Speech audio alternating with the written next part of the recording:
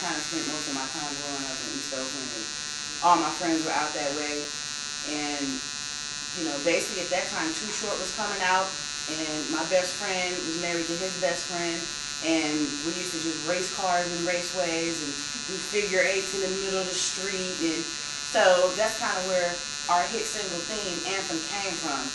Us really just getting out in the streets and really doing what the guys did, because they kind of just took us around with them.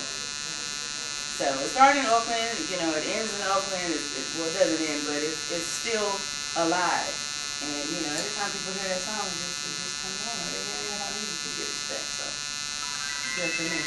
Who inspired CMG? Whew.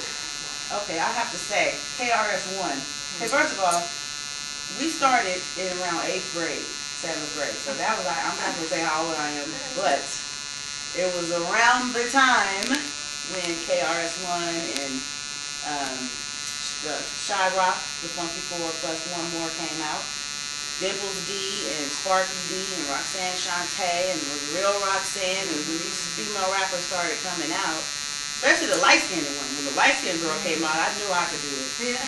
Because it wasn't light-skinned, wasn't in back then, right? Right. But, so I would say most of the early 80s female rappers definitely Run DMC, KRS-One, and Too Short, and NWA. Oh, absolutely. What about, what's new? What's next? What are the present projects and the new projects that you're working on? Well, unfortunately, the other member in the group, she passed away last year. Yeah, she had a pulmonary embolism and a blood clot and just collapsed. And it was a shock to all of us, but that was back in December, so it's been about 7 months now. And at the time, we were working on a new album. So I'm going to finish that, put that out. I also have a solo album out called The Jane of All Trades. Looks like this. You can get that online anywhere. It's available everywhere online. If you just look up CMG, The Jane of All Trades. It's on iTunes, any store. Basically, I signed a distribution deal with Sony Red.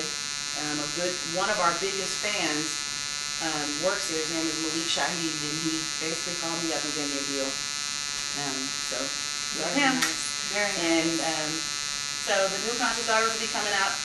Okay, so people who are working on that new album would be Rick Rock, who is a really well-known producer from various artists, doing a lot of Tupac. He does a lot of E40 stuff. We've worked with Busta Rhymes and Carryl.